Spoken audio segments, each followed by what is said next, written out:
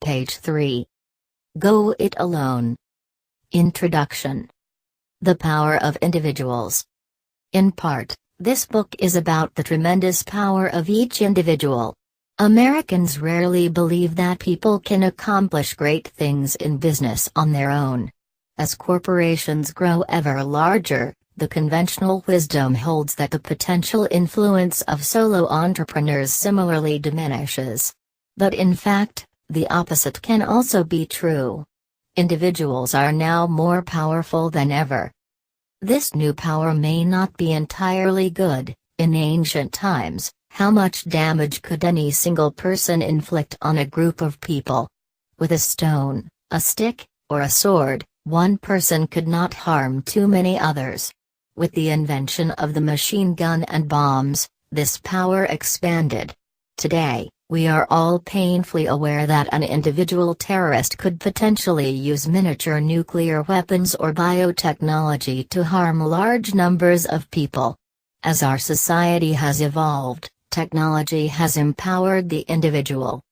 This same empowerment in business today can have far-reaching effects. It is now possible for individuals, in a positive sense, to be dangerous in business.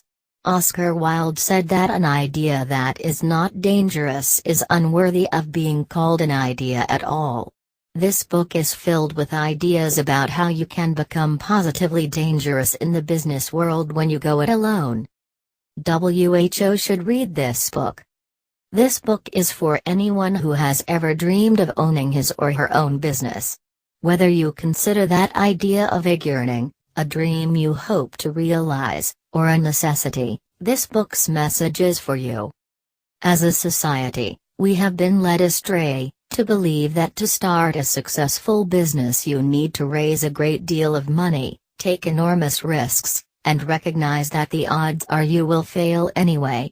That is just plain wrong, and this book explains why. This book is for the one of every two Americans who dream of going out on their own, including 1. Current and former corporate executives and employees who are seeking both greater financial rewards and greater control over their lives. 2. Anyone who has recently lost his or her job as a result of layoffs and is deciding what it makes sense to do next. 3. Entrepreneurs who will benefit from the innovative approaches suggested here. 4. Small business employees who dream of starting their own enterprises but lack the capital. 5. Stay-at-home parents who want to re-enter the workforce on their terms. 6. Seniors who want to create their own home business with control over their hours, one that takes advantage of their available time, not their capital. The story behind this book. It is useful to understand how this book came about. In many ways, it represents the culmination of a multi-year odyssey that began at the Yale School of Management. Several years ago, I was co-teaching a marketing course that involved the use of new internet technologies. As I thought more and more about the implications of our subject, and interacted with colleagues and students, I became increasingly convinced that I was developing a new body of ideas related to starting a solo business. I found these ideas so compelling, and so counter to conventional wisdom, that I ultimately decided that there was only one thing to do: test my growing convictions by launching businesses of my own. On the one hand, I conceived of these businesses as a living laboratory. They were to be a battle test of my seemingly heretical notions. On the other hand, I was also excited by the idea of starting substantial businesses that would let me be captain of my own fate and generate a valuable income for my family.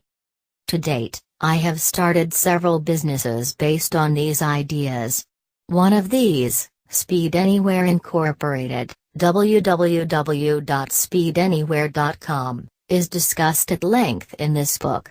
The principal result of these efforts is my absolute conclusion that in appropriate circumstances, the ideas in this book have substantial merit.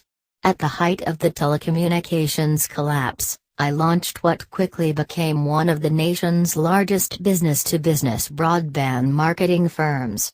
While the telecommunications industry lost 500,000 jobs and announced spectacular bankruptcies, I launched the business with almost no startup capital, achieved profitability quickly, and served over 15,000 customers. For most of its life, Speed Anywhere has relied entirely on one part-time employee, me.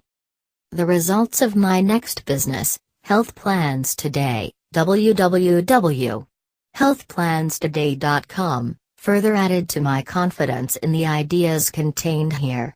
Within a month of its launch, I was one of the leading marketers of health insurance services on the web. Today, over 2,500 different individuals and companies, both large and small, market health insurance services on the web.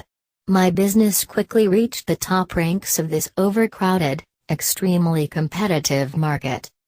As the idea for this book took hold, I added a third leg to the support that then consisted of my ideas and my real-life experiences. I located and interviewed a large number of entrepreneurs who had similarly built substantial businesses with few or no employees and limited startup capital. This research both expanded and confirmed my evolving ideas. These entrepreneurs expressed ideas that paralleled my own. In diverse industries, they employed similar operating principles and had surprisingly similar experiences. In this book, you will meet many of these people. You will see that they have all developed their different businesses according to some remarkably uniform ideas and approaches. With this wealth of data and experience, it is time to debunk myths and demonstrate that a new age of entrepreneurship has begun. Page 6.